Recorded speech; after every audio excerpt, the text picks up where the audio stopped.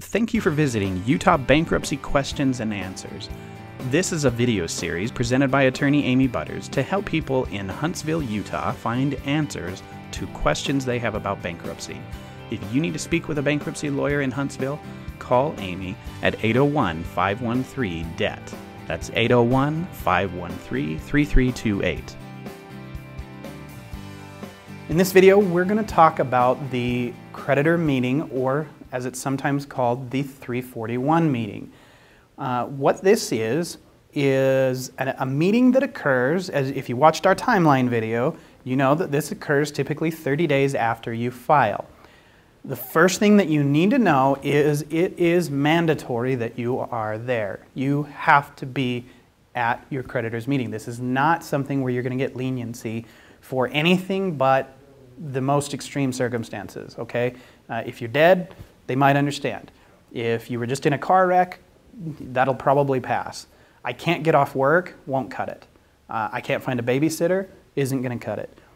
You're going to know 30 days in advance that this is coming, and you're going to receive a letter in the mail, and your attorney will get a copy of this same letter, which, by the way, anything that the court sends you, your attorney always gets a copy of from the court, so they always send out two.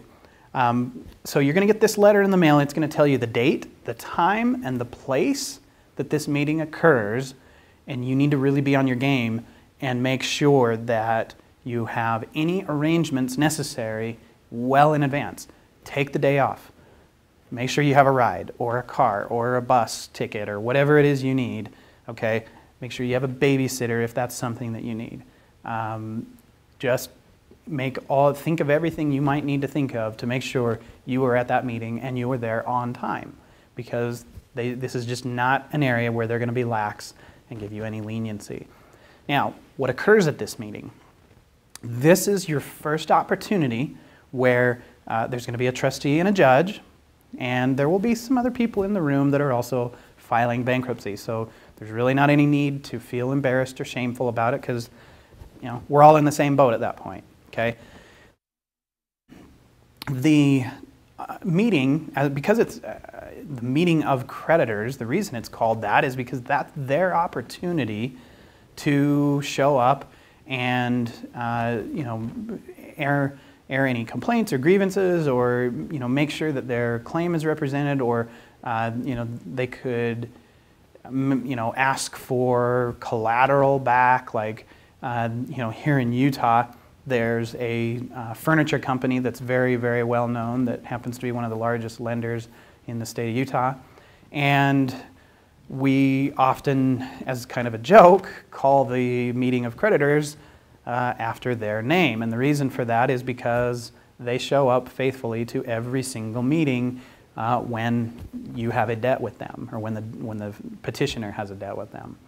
And I've seen them ask for vacuums back that were 5-6 years old. So that's the one exception to the rule. Everybody else, for the most part, generally realizes that there's very little, if any, value in older collateral, and it's just not something you should even concern yourself with. The other creditor that always will be at these 341 meetings is the IRS. If you have any kind of taxes that need to be figured out or cleaned up, obviously that's something that you'll need to talk to your lawyer about, but just know that the IRS generally will be there, and really for the most part you're not going to see anyone else there other than the people I've named so far. And because of that, generally speaking, a meeting of creditors lasts anywhere from a couple of minutes to 15. They're just not long, and the reason is because there's really not that much to talk about. We've already put all your information in the filing, in all the paperwork. There's just not that much. The trustee might have some questions if you got properties or vehicles or things like that, and he may say, oh, well, what did you do with this or that?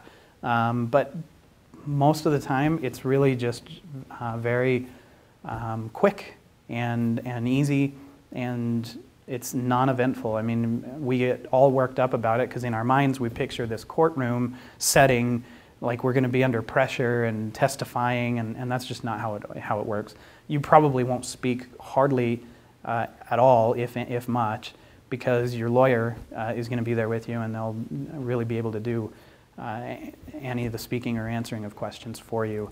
Unless they do ask you direct questions, but like I said, don't expect anything hard or scary or anything like that. They might say, where did you work from this period to this period, or whatever. Very general, very light question. Now, if you enjoyed this video, but you feel like you still have some unanswered questions, don't worry, we've got you covered. We've actually created an entire video series that answers all the commonly asked questions about bankruptcy. Go ahead on over to our website, and there you'll be able to download our free ebook, and you'll be directed to our main website where the entire video series is located.